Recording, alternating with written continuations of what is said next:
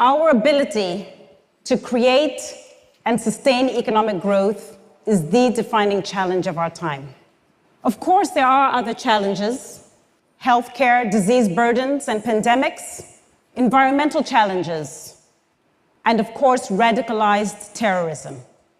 However, to the extent that we can actually solve the economic growth challenge, it will take us a long way to solving the challenges that I've just elucidated. More importantly, unless and until we solve economic growth and create a sustainable long-term economic growth, we will be unable to address the seemingly intractable challenges that continue to pervade the globe today, whether it's healthcare, education, or economic development. The fundamental question is this: how are we going to create economic growth in advanced and developed economies like the United States and across Europe at a time when they continue to struggle to create economic growth after the financial crisis? They continue to underperform and to see an erosion in the three key drivers of economic growth: capital, labor, and productivity. In particular, these developed economies continue to see debts and deficits, the decline and erosion of both the quality and quantity of labor, and they also see productivity stalling. In a similar vein, how are we going to create economic growth in the emerging markets, where 90% of the world's population lives and where, on average, 70% of the population is under the age of 25? In these countries, it is essential that they grow at a minimum of 7% a year in order to put a dent in poverty and to double per capita incomes in one generation. And yet, today, the largest emerging economies, countries with at least 50 million people, continue to struggle to reach that 7% magic mark. Worse than that, countries like India, Russia, South Africa, Brazil, and even China are falling below that 7% number, and in many cases, actually regressing. Economic growth matters. With economic growth, countries and societies enter into a virtuous cycle of upward mobility, opportunity, and improved living standards. Without growth, countries contract and atrophy, not just in the annals of economic statistics, but also in the meaning of life and how lives are lived. Economic growth matters powerfully for the individual. If growth wanes, the risk to human progress and the risk of political and social instability rises, and societies become dimmer, coarser, and smaller. The context matters, and countries in emerging markets do not need to grow at the same rates of developed countries. Now, I know some of you in this room find this to be a risky proposition.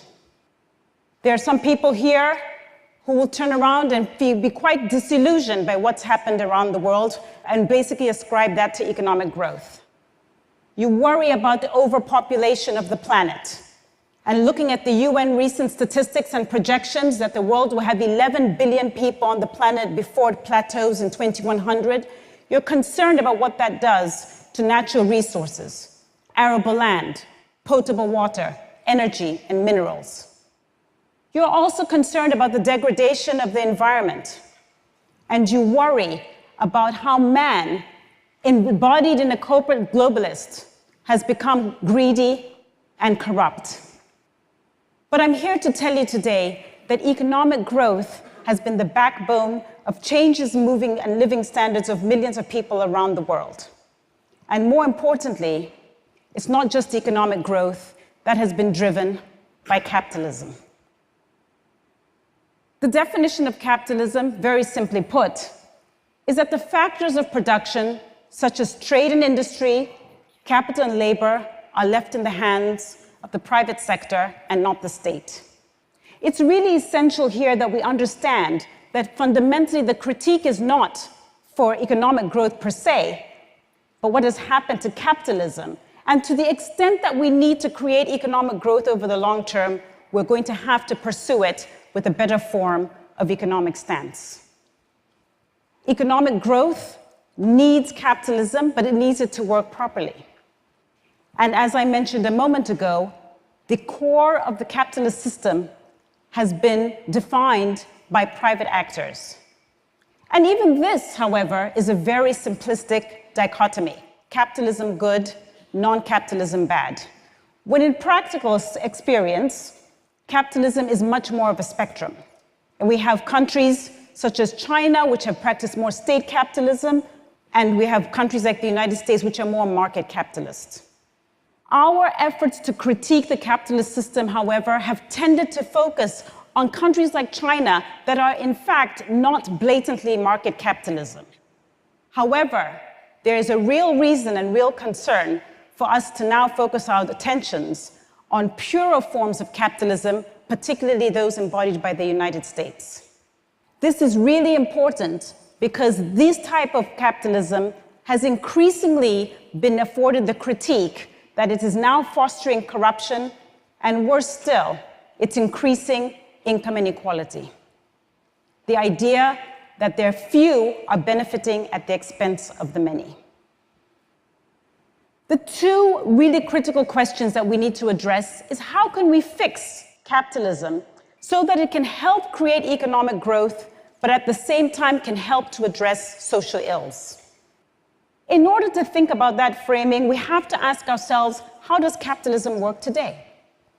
Very simplistically, capitalism is set on the basis of an individual utility maximizer, a selfish individual who goes after what he or she wants.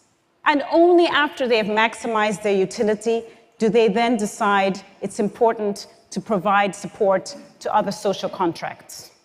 Of course, in this system, governments do tax and they use part of the revenues to fund social programs, recognizing that government's role is not just regulation, but also to be arbiter of social goods. But nevertheless, this framework, this two-stage framework, is the basis from which we must now start to think about how we can improve the capitalist model. I would argue that there are two sides to this challenge. First of all, we can draw on the right-wing policies to see what could be beneficial for us to think about how we can improve capitalism. In particular, right-leaning policies have tended to focus on things like conditional transfers, where we pay and reward people for doing the things that we actually think can help enhance economic growth. For example, sending children to school, and parents could earn money for that. Or getting their children inoculated or immunized, parents could get paid for doing that. Now, quite apart from the debate on whether or not we should be paying people to do what we think they should do anyway, the fact of the matter is that pay for performance has actually yielded some positive results in places like Mexico, in Brazil, and also in pilot programs in New York. But there are also benefits and significant changes underway on left-leaning policies. Arguments that government should expand its role and responsibility so that it's not so narrowly defined and that government should be much more of an arbiter of the factors of production have become commonplace with the success of China. But also, we've started to have debates about how the role of the private sector should move away from just being a profit motive and really be more engaged in the delivery of social programs.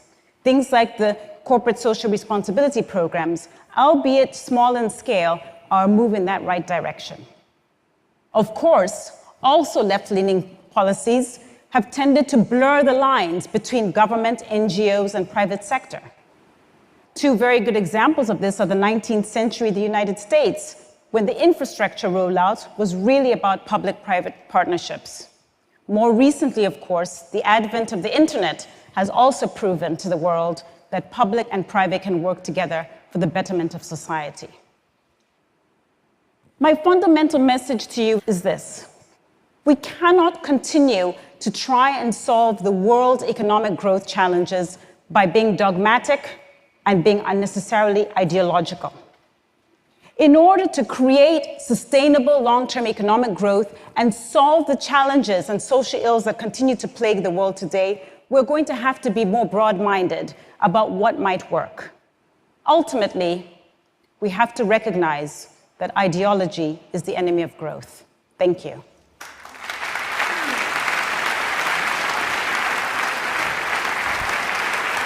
I want to ask you a couple of questions, Dambisa, because one could react to your last sentence by saying, growth is also an ideology. It's possibly the dominant ideology of our times. What do you say to those who react that way?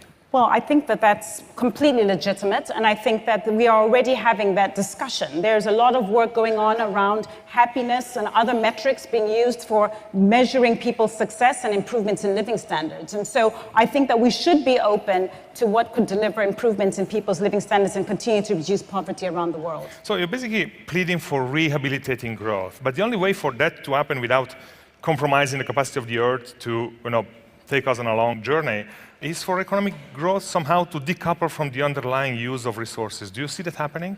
Well, I think that I'm more optimistic about human ability and ingenuity. I think if we start to constrain ourselves using the finite, scarce, and depleting resources that we know today, we could get quite negative and quite concerned about the way the world is. However, we've seen the Club of Rome, we've seen previous claims that the world would be running out of resources, and it's not to argue that those things are not valid, but I think with ingenuity, we could see desalination. I think we could reinvest in energy so that we can actually get better outcomes. And so in that sense, I'm much more optimistic about what humans can do.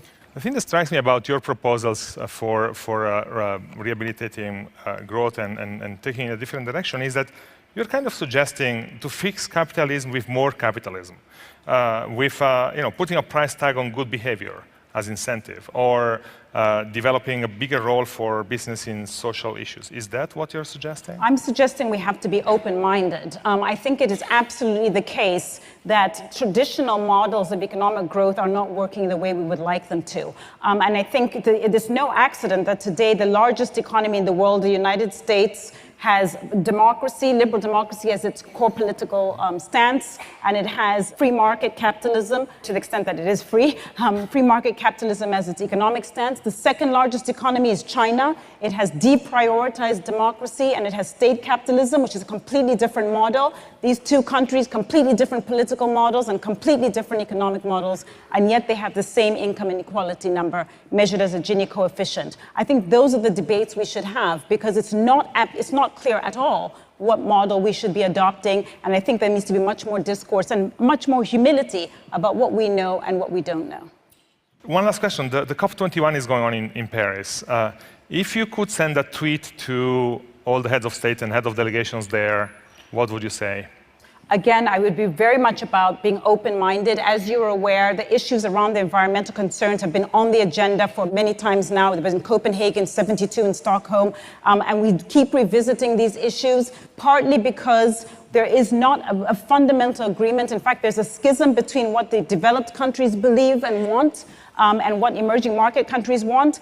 Emerging market countries need to continue to create economic growth so that we don't have political uncertainty in those countries. Developed countries recognize that they have a real important responsibility, not only just to manage their CO2 emissions and some of the degradation that they're contributing to the world, but also as trendsetters in R&D. And so they have to come to the table as well. But in essence, it cannot be a situation where we start ascribing policies to the emerging markets without developed countries themselves also taking quite a swipe at what they're doing both in demand and supply in developed markets. Dambisa, thank you for coming to TED. Thank you very much. Thank you. I've enjoyed it. Dambisa Moyo.